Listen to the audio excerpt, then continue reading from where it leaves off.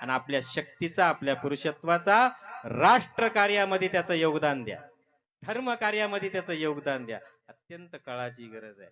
हीच काळाची पाऊलं भविष्य काय आहे आमच्या लक्ष्मण महाराजांनी पिंगळामधून सांगितलंय. पिंगळा गजबदला महाद्वारी तो ऐका पिंगळा गजबदला